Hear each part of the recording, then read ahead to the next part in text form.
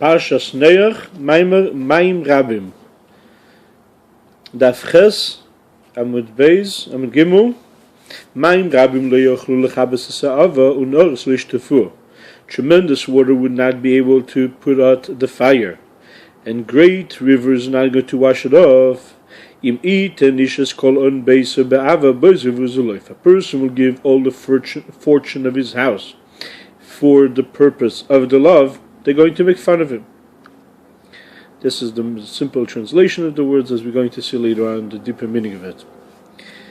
Maim Rabim, many waters, refers to all the trouble and tribulation that come with Parnasa and the thoughts in this physical world.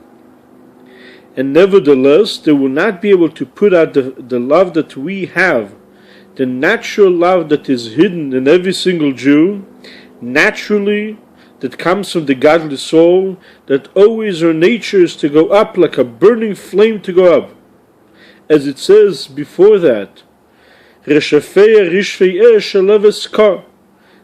a burning fire, desire to Hashem. That this is a burning fire, burning flame that every Jew has to go to be connected to Hashem.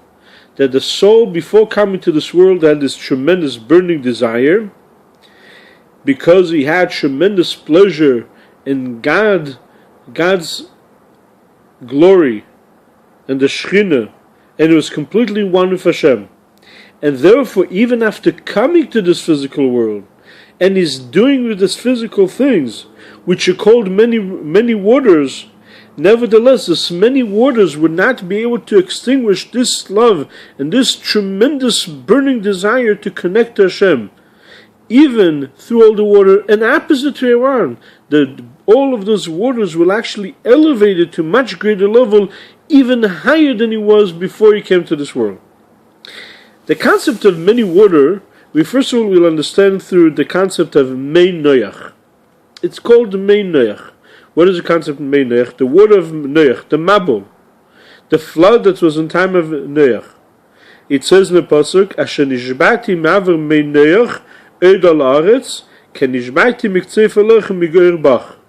The same thing as I made a decision and I made a promise, I will not make any more flood all over the world, that the world at large is not going to be flooded.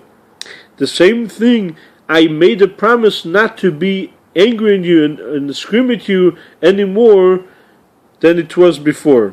In other words, we have a promise that Hashem is not going to destroy us, just like Hashem is not going to destroy the world. Noach is the concept neiche de ruach, appeasing of the soul and happiness, like a person that is resting from his work. It says v'yishbes b'yom hashvi, and Hashem rested on the seventh day, and the translation of it v'nach b'yom hashviyah, he rested on the seventh. And also it says Noach.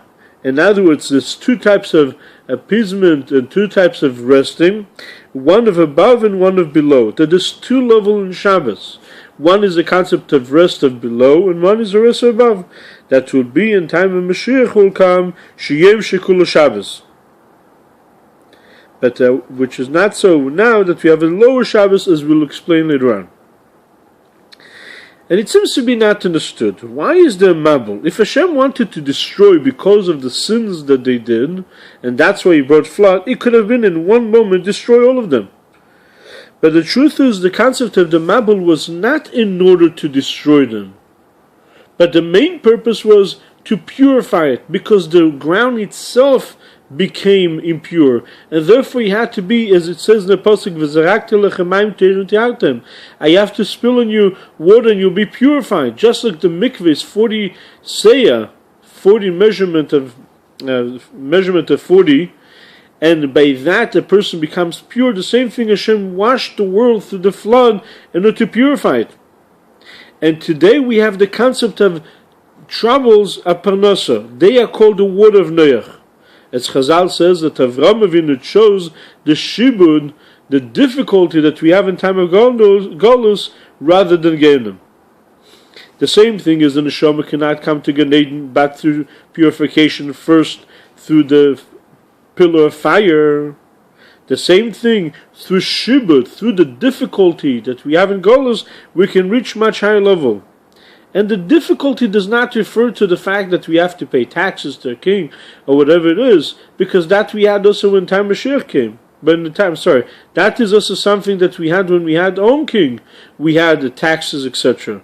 But the point of it, in time Beis Hamikdash, there was a tremendous amount of wealth, and there was no worries about Parnasa. Now there's a tremendous worries and difficulty at Parnasa, and each one has different problems and different trouble and tribulations that he has to go and deal with the physical world. And that's tremendous water. And that water, the purpose of it is to elevate a person to a much higher level. We're going to continue with Hashem tomorrow.